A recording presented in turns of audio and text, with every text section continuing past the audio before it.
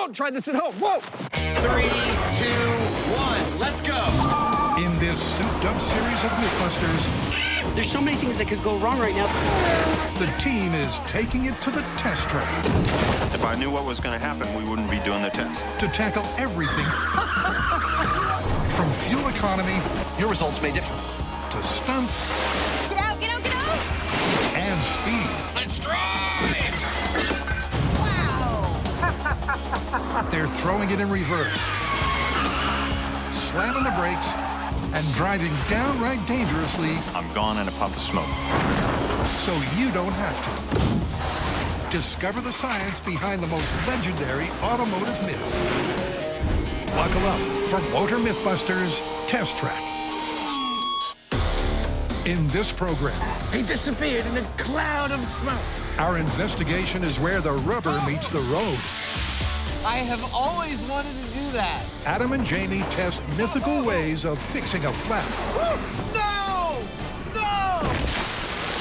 Then they literally reinvent the wheel He's just as happy as I am.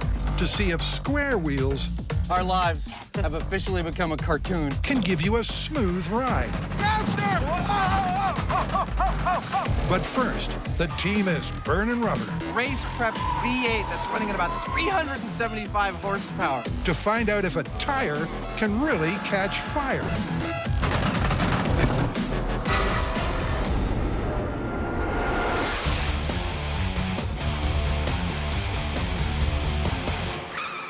You know when you burn rubber on a car? Yeah. Makes a lot of smoke, right?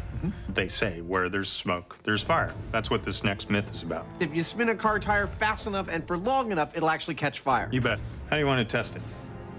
I can't see that it gets much simpler than this one. We get a nice, powerful car and a bunch of tires, secure the brakes in the car so it doesn't get out of control, some temperature monitoring equipment for seeing how hot it's getting, and we spin and burn those tires until we get some fire. I like it. I thought you would. Cavemen first used friction to make fire. But can the same thing happen when rubber meets the road? To find out, the guys have flexed out a muscle car with enough grunt to spin the tires fast enough to maybe burn rubber. Today's test track, the local police training center. Well, this myth is pretty simple. The myth is that if you're doing a tire burnout, i.e. screeching your tires on the pavement, that you can get them going fast enough that they will burst into flames. I think the testing for this is pretty straightforward. First up, pedal to the metal Heineman wants to put the car through its paces. He's heard the officers here are fond of donuts. He disappeared in a cloud of smoke. Amid the smoke, it's clear that the car's got the grunt that this myth needs. It looks like a nice car. In fact, it's a lot nicer than it looks. In there is a race prep V8 that's running at about 375 horsepower. This is one of the most powerful cars we've ever been allowed to abuse. We're going to enjoy the moment. The plan for testing is to keep the car stationary. I'm gonna goose the front up just a little bit. Then they'll rev the engine until they get a tire of fire or the car cracks up. As plans go, it's pretty simple. But Adam and Jamie are following that old Mythbusters adage, if it's worth doing, it's worth overdoing. That ought to do it if it's going to work at all. I'll explain our rig. This, our test car, has a super powerful engine, and it's only gonna be spinning this tire. We've got no tire on the other side and a jack stand. The front two wheels are off the ground, lifted by the forklift, and strapped in so that even when this thing is going full bore, the car can't get out of control. Jamie's built an exhaust system to vent smoke and flames away from the tire when it's going. We'll be behind the blast chamber section in case bits start flying off. First up, just spin the tire and see what happens. A ruptured fuel line or spark could indeed start a fire. But how about just friction alone? Well, Jamie, for one, has his doubts. Personally, I'm guessing that we'll disintegrate the tire before we get there, but that's what we're here to find out. All right, were you ready to go? I'm ready. Okay, let's turn on the scrubbers, get behind the wheel, wait for my signal, and we'll start the first test. Got it. We're looking to create a fire here. Now, for a fire, we need three things. We need a fuel, which in this case is the tire. We need a source of oxygen, which is the air around us. But for the ignition, we are going to be using the heat generated by the friction between the tire and the road surface. The question is, can we get that tire hot enough to create that source of ignition? And it's got to be really hot. And really hot in this case is 300 degrees Celsius, the ignition point of rubber. This is spinning tire fire. Tire with no modifications. Go.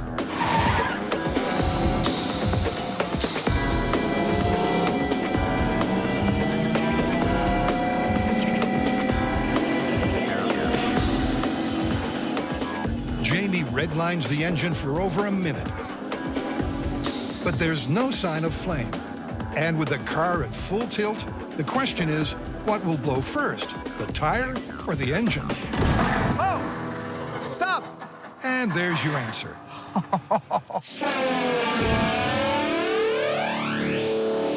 Shut it down, Danny. The high-speed camera reveals how the tire burst before it could ignite. But a short time later, there's a sizzling surprise on the test track. It may have taken 35 minutes, but we got some burning rubber. Remarkably, the powdered rubber shed by the tire has ignited half an hour after the test. That sucker has gotten hot in the last half hour. The flames fuel Adam's optimism.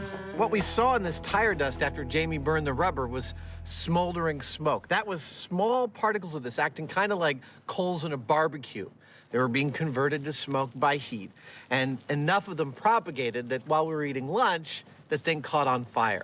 To me, that means that the elements for tire ignition are here. They're just maybe not all in the right place at the right time for us. If they can find a way to ignite the rubber while it's still on the tire, then maybe this myth is more fact than friction. So we did get the tire burned. It just took a little longer than we thought, like about an hour. Exactly. We just have to shorten that timestamp, and I think we're good. Let's put it out. And Adam's got an idea to shorten that time span on their next spin.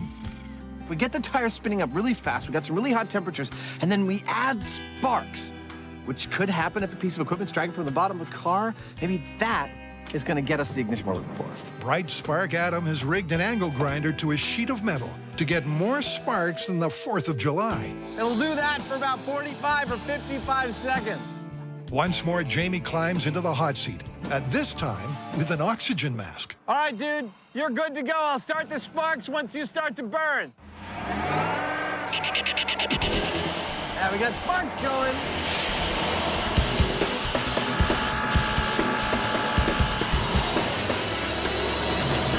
It's like we're being transported to a mystical land. 2 minutes and the tire hasn't blown. Jamie floors the V8 once more. All right, he's really meaning it now. Oh, there we go. The tire is totally total. But even with sparks, once again, no fire. This myth is looking more than a little rubbery. So for the final test, they'll throw everything at the tire. We tried the regular old tire, we tried tire plus sparks, and we still have not got a burning tire. I think you'd agree with me that it's time to add some fossil fuels, and that's what's hanging in that bag over there, which leads to a tube and a stopcock and goes all the way under the car to an outlet right here. Gas, fumes, and sparks. If this doesn't get the tire burning, it's just not gonna happen. It's an old MythBusters standby. When in doubt, add accelerant. All right, gas plus sparks. I'm gonna start the gasoline. Go! This blast chamber is great for debris, not so great for smoke. After 90 seconds, there's been no shortage of smoke, but no flames yet. We've got gasoline pouring on the tire while it's spinning and sparks shooting on the gasoline-soaked tire. I still don't think we're getting burning rubber. Gas fumes and sparks. Should be an explosive mix. Something here doesn't add up. I think that's about it. Jamie, are you all right? I'm all right. He's all right. He's breathing oxygen. How was that for you? Seemed like it took forever. Did we get any kind of fire? We didn't get any kind of fire. We had sparks shooting right on the gasoline, and the smoke was everywhere. We gave it every kind of bad situation a car could find itself in. Accelerants on the ground, sparks shooting, tires spinning until it bursts, and we didn't get a burning tire. And Jamie's got a theory as to why. So it seems to me that the wind coming off of the tire as it was spinning was keeping the gasoline from igniting. Yeah, totally. Turns out that the turbulence caused by the spinning prevented any sort of ignition, meaning that the tire effectively has its own fire prevention system. And that means it's time to retire this myth for good. Well, I guess this means it's busted. That's totally busted. For their next rubber-related romance, Jamie's got a really good idea to reinvent the wheel.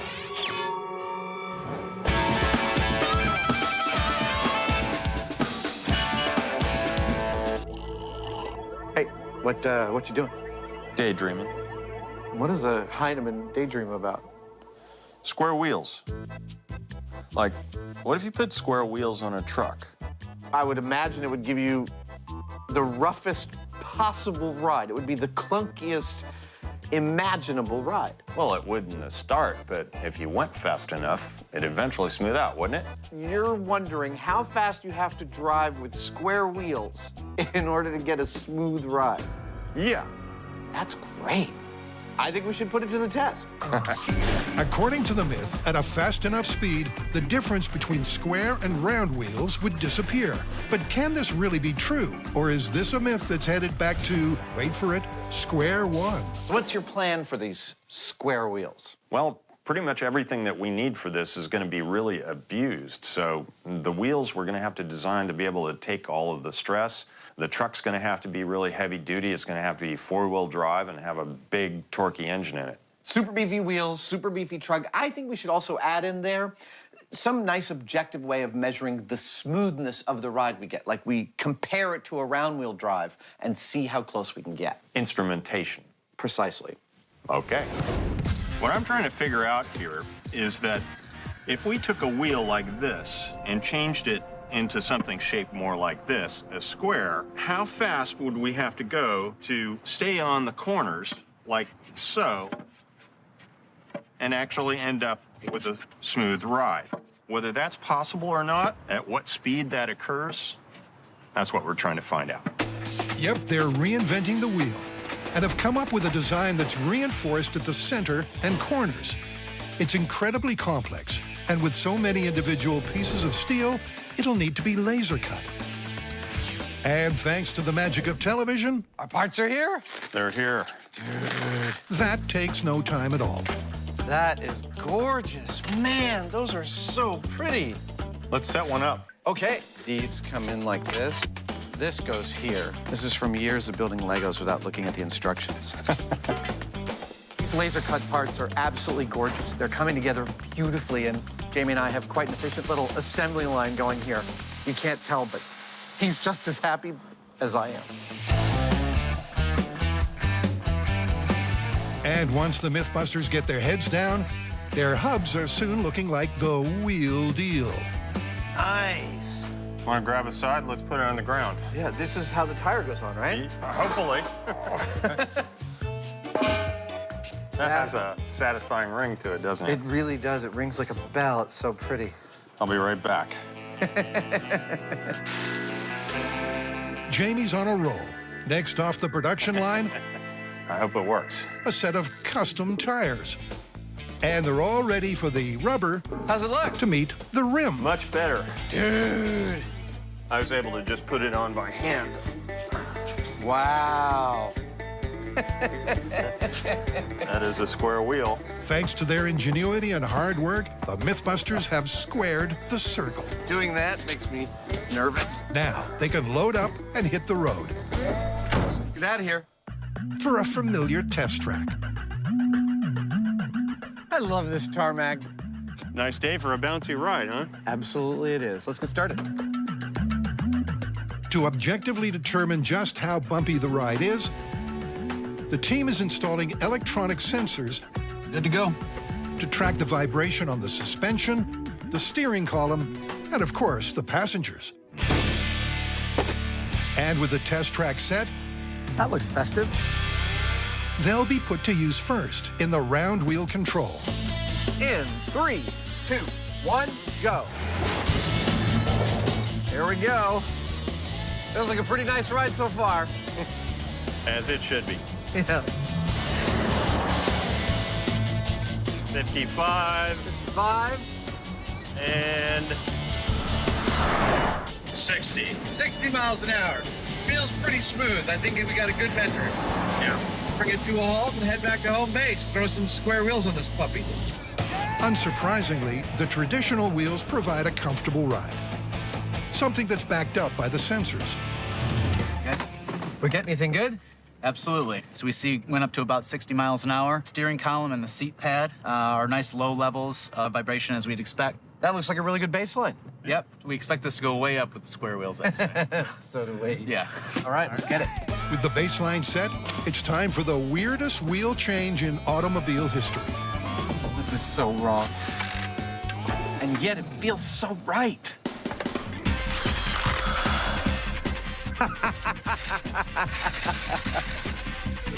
The obscenity begins. You know, I don't think you'd need a parking brake with these things. You no need to curb your wheels on a hill. No. No.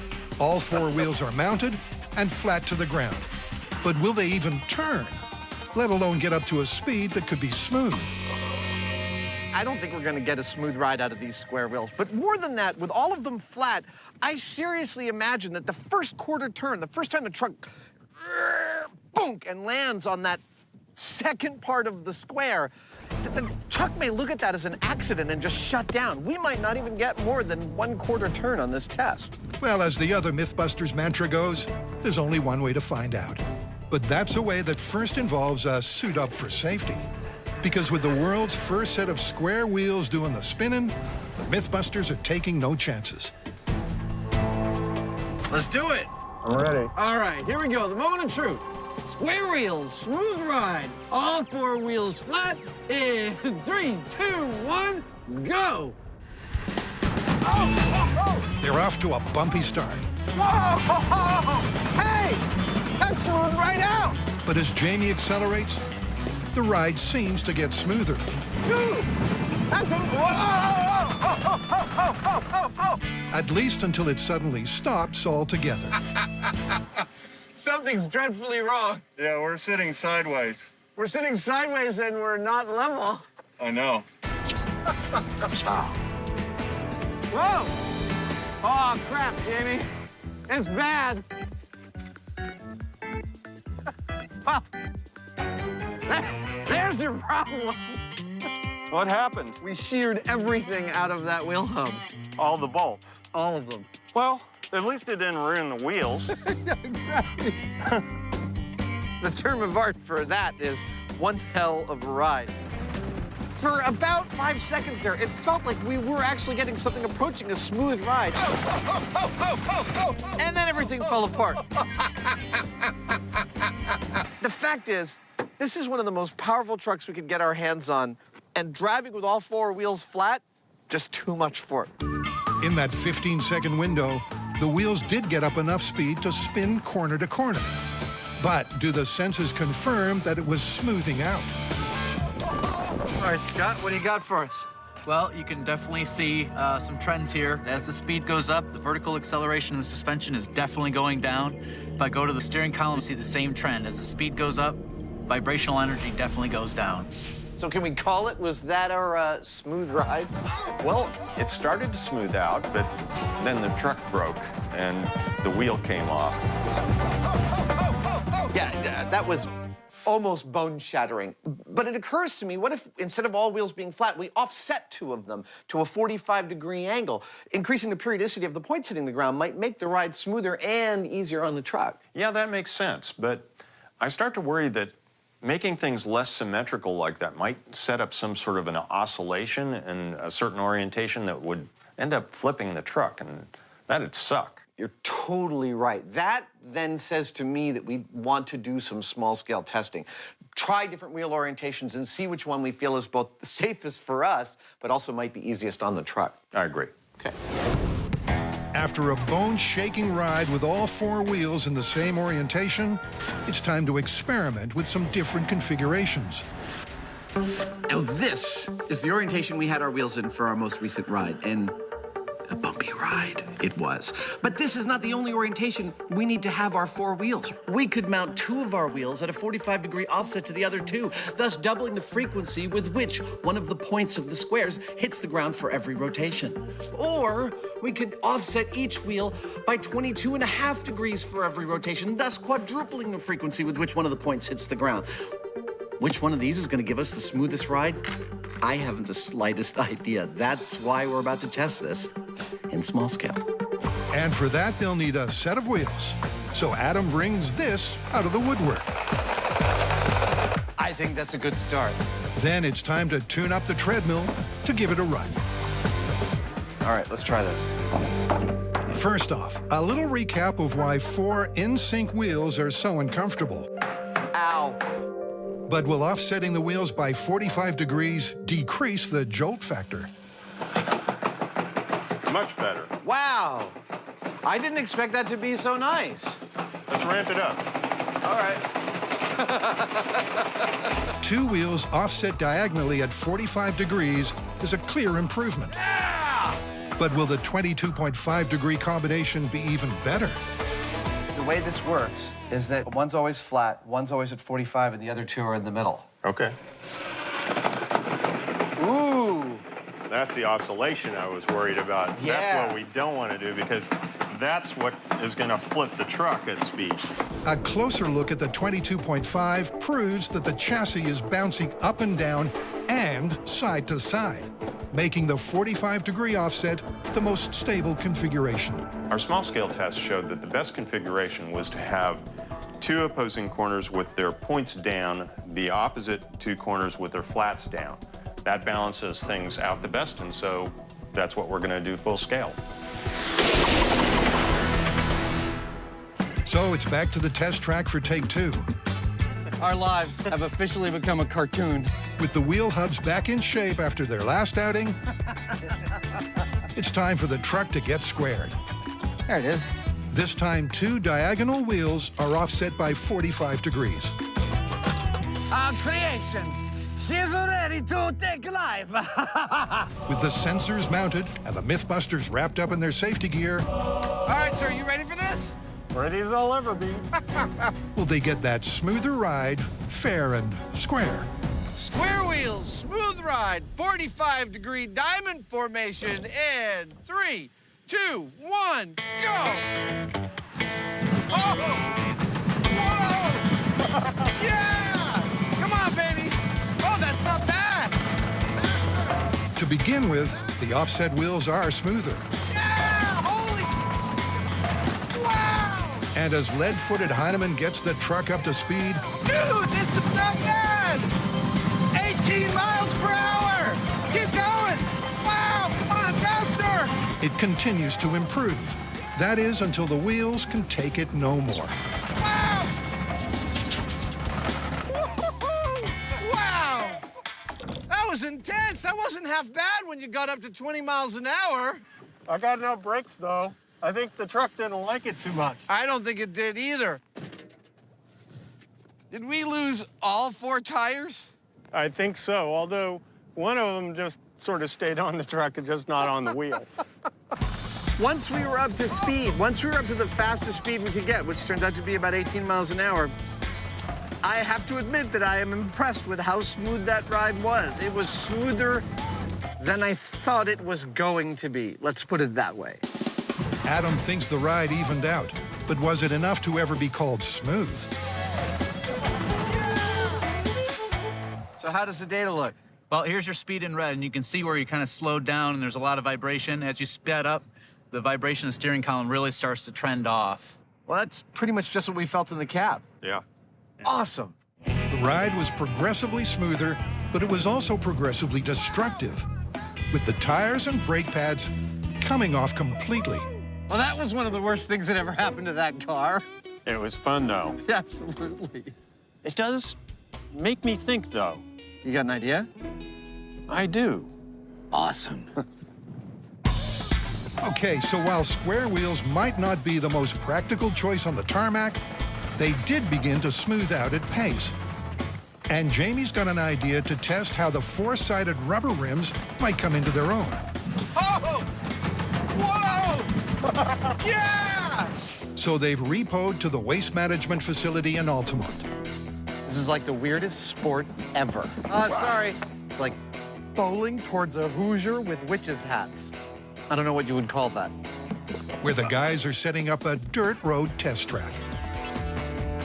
It looks great from here, Jamie. Good. Let's face it, there's a very good reason they don't put square wheels on cars. Come on, faster! But you know, that started me thinking. Maybe there are circumstances where square wheels would be the best thing. Like, what if you had a really steep hill covered with loose dirt that you wanted to climb? And that is where this comes in. A smooth slope leading to an almost vertical wall and filled with loose dirt. This is the ultimate testing ground to compare the efficacy of square wheels versus round wheels. 50 feet high with varying degrees of steepness. This ought to be fun. This hill is exactly the kind of off-road conditions for the ultimate test of the MythBusters square wheels. Here's how this test is gonna go. First, we're going to take the truck with its round wheels and we're going to drive it up that slope as far as we can make it. Let's say we make it about halfway up. Editors, will you give me a dotted line halfway up the slope? Thank you. Then we're going to bolt the square wheels to the truck and we're going to take the same slope and see if we can make it farther. If we can, we have literally reinvented the wheel. Well, I think everything's in place. Shall we suit up and do the round wheel test? I don't see why not. All right. If we can't, we've just proven what we already suspected. Square wheels are stupid. It's a simple plan. You ready? I am now. And it all comes down to Jamie's theory on why square wheels could work better on loose ground. When it comes to soft surfaces, the thing about round wheels is that all of the weight of the vehicle is right here where it contacts the ground. The PSI there is very high. That means that it'll easily sink through soft stuff and get buried. Also, as it tries to roll forward, it tends to plow that soft stuff ahead of it, which makes it hard to climb out of things. On the other hand, our square wheel has this entire surface contacting the ground, which means that the PSI is going to be a small fraction of what it would be under a round tire. And then when you try to move forward, instead of just plowing into the dirt, it's going to actually cut into it and actually lever the whole vehicle ahead. At least that's the theory. That's the theory, so it's time to get trucking. Round wheel hill climbing control test in 3, 2, 1.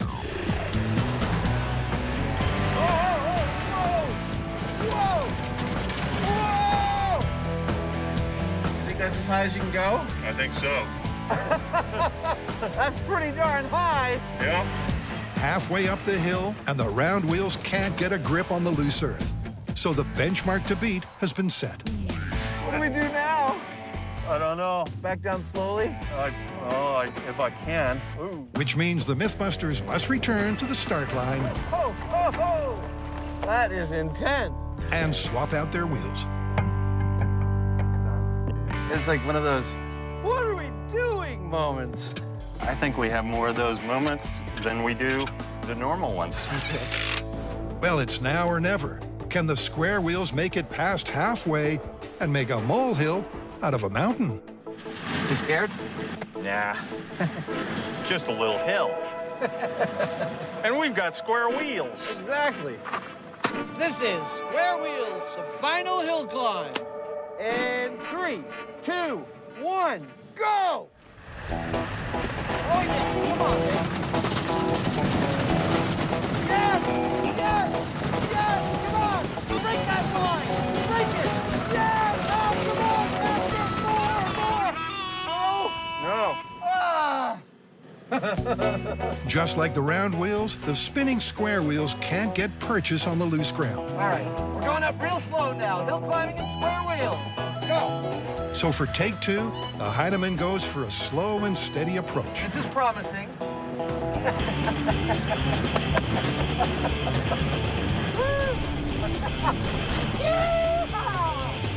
moving forward. Well, I'm moving forward. You know what? What? I don't think they're working. I don't think they're working either. We tied at best. We touched the tape. But I don't know if we can beat it. I don't think we can. I think you just gotta face it. Square wheels are just plain stupid.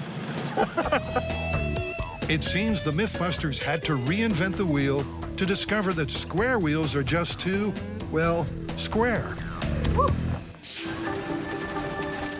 We made it exactly as far up this hill as we did in our round wheels. I can't think of any better test to demonstrate that there isn't really a specific advantage to the square tires. Well, there you have it. At best, our square wheels did the same job the round wheels did on this course. I gotta say, I'm disappointed in it, though, because I really think there's something to these wheels. There may be other environments out there where they would actually prove superior to round wheels, but as of this point, they're not. So how do you want to call this? Do square wheels give you a smooth ride? Well, as ridiculous as it may seem, I think we gotta call that one plausible. What about hill climbing? That one, not so much. The square wheels didn't provide any kind of significant advantage over the round wheels. Yeah, well, what are you gonna do? You wanna drive back to the shop? Now, let's walk. It's more comfortable. Okay. While we wait for Jamie to find the wheelhouse for his square rims, Adam has a real-world scenario for their final foray into the rubber revolution. All right, Jamie, I'm gonna paint you a picture. You've driven out to the middle of nowhere to go backwoods camping. You've hiked out into the wilderness, and at the end of the weekend, you hike back to your car to find, oh, you got a flat tire. What do you do? I put on the spare. You don't have a spare. I call a tow truck. Nope, no cell phone reception. I walk out. Nope, walking is not an option. You have to somehow make that flat tire into a workable wheel. What do you do? I improvise. Exactly. That's what this story is about. Improvised solutions to making a flat tire into a workable wheel in the wilderness. Well, what say we go to the great outdoors and set up a course then? A course that would include all the different obstacles one might encounter trying to get themselves out of a jam. Exactly. To test the myth that you can fix a flat using elements from Mother Nature, the team is headed for the hills. In order to run our tire fixes through their paces, we've chosen a course in this off-road facility that'll give us the widest range of standard road hazards you might encounter in just this kind of setting. And the perfect setting calls for the perfect car. This is our test car. It is an average, ordinary, everyday sedan, and that's the point. This story is about an ordinary car out for an ordinary drive when things go sour and an extraordinary solution is required. To put the makeshift spare through its paces, the guys have a 2-mile test track, complete with water hazards, speed bumps, and potholes. So all they need now is to acquire a flat tire. I have always wanted to do that. What are we gonna do? We got a flat tire. So here's the drill. You're out in nature, miles from the road, with a flat tire and no spare. Pop quiz, hotshot. What do you do? What you do is improvise. And so that's what we're gonna do. We're gonna make our equivalent of a run-flat tire out of stuff at hand, like vegetation or straw. Yep, this fix is literally the last straw. I just happen to have a lovely garage jack. They're stuffing the cut-open tire Now that's what I'm thinking. Well, let's just see how far we get with that. before delivering their own collection of tired puns. I thought with the flat in the wilds, we'd be grasping at straws, but this is giving me high hopes. Well, hey, if it works. With Mark Twain turning in his grave, the guys reattach the wheel Hey, that's not bad. before stuffing in more straw until the tire is fit to burst. Well, that's the last straw. Now it's time for our straw-filled tire test. How do I think it's gonna go? Well, I'm positive that having straw in this tire is gonna be better than if we just had a normal flat tire. How long it actually lasts and whether the straw stays in there is the only worry that I have, and the only way to find that out is to test it. And for that test, the guys are going to drive one complete lap of their warts and all circuit. But will the straw stand up to the challenge? Let's get out of trouble. Sensibly, Jamie starts slow. How does it feel? It feels a little spongy, but it seems like it's working. But once they survive the speed bump Yeah, we bottomed out there. and the pothole, Oh! Yeah, that went fine too. Totally fine. he's confident enough to speed up. Through the puddle. And halfway around the test track, the hay is hanging in nicely. Definitely a very reasonable escape plan so far. Let's go uphill. Amazingly, the straw tire stands up to whatever stands in its way. No problem. We can make it home. At least until Jamie tries to end with a bang. Very, very well done. Whoa. It looks a little different. I had high hopes for the hay, and my hopes were not misplaced. It performed fantastically. It went through the obstacle course pretty much without a hitch. You could feel it deteriorating. My feeling is you're using this to get out of a jam. Hay, in this case, would absolutely get you out of this jam. Very nicely done. Well, as a fix, I'm calling hay plausible. Yeah, only a short-term one, though. Agreed. The success of the MythBusters stuffed tire has got the guys a-thinking. I don't think we're done fixing flats. What do you have in mind? I would like to redo this test, but in an urban environment. Go on. Well, imagine you're in a city and you've got a flat tire. Calling a mechanic is totally not an option. But around you, you've got all the things you might find in a city. Metal, glass, and wood, and you've got to use those to improvise a working wheel. I like it. Let's set it up. Okay. So it's back to their favorite test track. While you may see a lovely view of San Francisco behind me through the fog, an empty runway, and 100 or so cones, I see an urban obstacle course in Potentia. Adam and Jamie will each focus on their own urban fix. But first, they need to conjure up a cityscape crash course, like this one. This is the start point for our urban driving course. Now, the first goal we have here is to try to achieve a top speed of 40 miles an hour down the course and then stop before we hit the wall of buckets.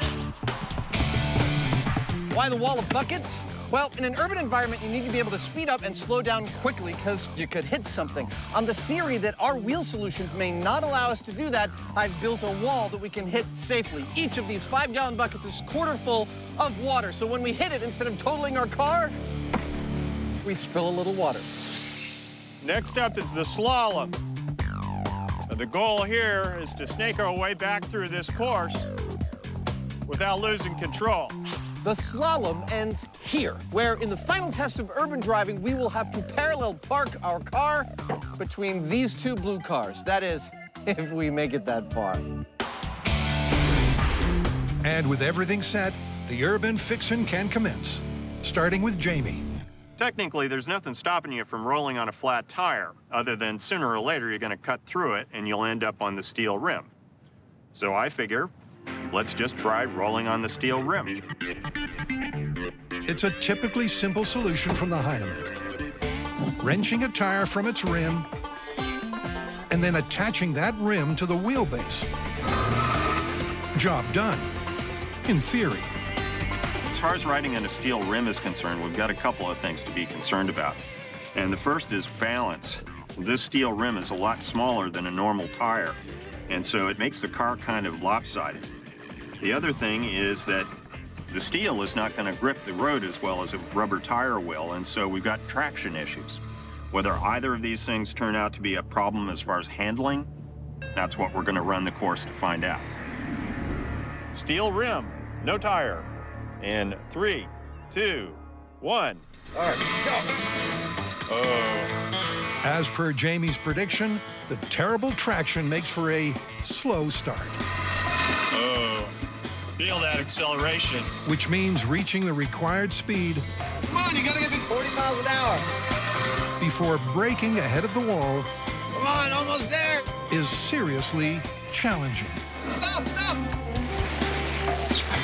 Yeah. Nice. All right, right turn. But having not hit the wall, Into the slalom. Jamie scrapes towards the slalom. Faster, you can do it faster than that. That's it. Yeah. Where, despite trying to stay on track, he soon gets into a spin. Woo! Oh, yes! Yes!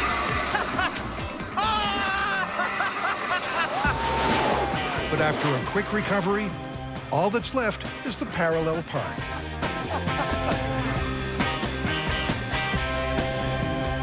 You park like my grandmother. Where slow and steady puts Jamie's rim back on the road to success. Nice. Handling on the steel rim turned out to be not half bad. You just can't accelerate very fast, but I reckon you could go a fair distance on it. Well, somewhere there's probably a law against leaving massive scratches in the road. But as far as getting yourself out of a jam, I'm thinking that the steel rim worked pretty great. I'd totally go with it. With Jamie's rim firing on nearly all cylinders, can Adam's mythical fix do any better? It's round. It's metal. I think it's perfect. Without a mechanic to call or a genuine spare to prepare, It's freaking heavy. Adam's adamant that this manhole is the perfect wheel stand-in. Look at how well that size matches. I have a good feeling about the manhole cover. Being almost identical in size to a real wheel, all Adam has to do is cut out some bolt holes and then bolt it on. But will it be better than Jamie's rim? Now that's a tire. Check out your dubs, homie. What do you think of that? I like it. The manhole cover seems like it's a perfect fit, but the problem is it's only an inch wide, therefore it's not going to get traction. The other thing is that it's made out of cast iron, and that is inherently kind of brittle. So if this puppy hits some kind of a rock or a serious bump, we've got a big problem. You ready? I'm ready. All right, here we go. Cast iron manhole cover wheel in 3, 2, 1, go! Despite a spark-spinning burnout start, Oh yeah, burn it. Yeah, yo, you're really losing energy. Here we go, come on. the vehicle gains traction and Adam gets up to speed. You're going 40. And back with relative ease. Now the slalom. Oh yeah, now we got it. Because the manhole is such a good-sized fit, the car's balance is much better, That actually corners fairly Yeah, well. it does. making handling much less of a handful. That's it. Come on, baby. And when Adam's parallel park misses the mark, Oh, What was that you said about my parallel parking? it's simply operator error. whoa. Sorry. And we're done. Check out this wheel. It's perfect. I abused the crap out of that thing, and there's not a thing wrong with it. I am really impressed with the manhole cover. Traction was a problem, but this thing held up to the most abuse I could throw at it in the slalom and came back for more. I like the manhole cover. It's got style. You know, worked great. I'd say it's plausible. Plausible it is, and you know what? It's given me some ideas. Ever the competitor, Adam wants to know which urban tire solution is superior. So with Jamie in the original It's done! and Adam in a car of his own design, they'll go head-to-head on the test track in a four-wheel fix finale. Shall we change these puppies out? Yeah. You like my paint job? You know how I love a good flame pattern. The plan is simple. I'm going to put 4 steel rims on my car. Adam's going to put 4 manhole covers on his car, and we're going to race. We'll just see who does better. With a winner-takes-all course featuring slaloms, barriers, and the bunting, Oh, that's a proper speedway. Adam is confident. This contest is pretty simple. The low rider versus the knife rider. Slicing through the night. I think the outcome's gonna be pretty simple too. I think I, in the flaming car, am gonna smoke the Hoosier. But Jamie's a man with a plan. Just like with rubber tires, these steel wheels will lose traction if they break free. So the key to success here is going to be for me to ride the accelerator so that I don't lose traction, but I actually do get up speed. Jamie's right. This track race is all about traction. Okay, rims versus manhole cover. Whoever has more will take the title. In 3, 2, 1.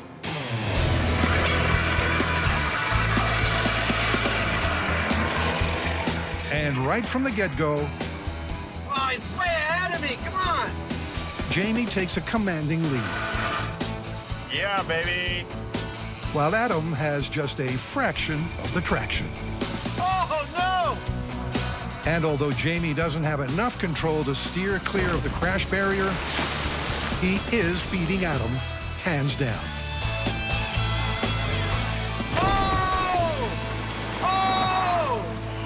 Well, that didn't go at all like I expected. Not only did I get no traction and couldn't get up to speed, but once I did, I had very little control, careened right into the water pyramid. And on the slalom, I'm spinning 360, 720s. I have absolutely no traction with these manhole covers. No! No! As I'm doing this, I'm watching Jamie serenely, like the turtle from that cartoon, slow and steady, making his way unnervingly around all of the slalom cones. And then he goes through the finish line and insouciantly turns around and waits for me. I won! Watches me spin out and slowly make my way all the way to the finish line 19 seconds later. Well, Adam said he was gonna smoke me, but I don't think so. I actually whooped him. I also was really surprised because I thought he had more traction than I did. Turns out he didn't. Ain't that the truth? The manholes, impeded by their narrow nature, were next to useless. The rims win. Just goes to show a little ingenuity will take you a long way, huh? It sure will. Let's get out of here.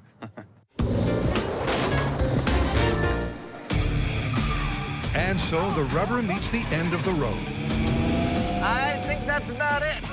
with the MythBusters proving Oh, through the puddle. you can make hay while the sun shines. You can make it home. Square is no better than fair.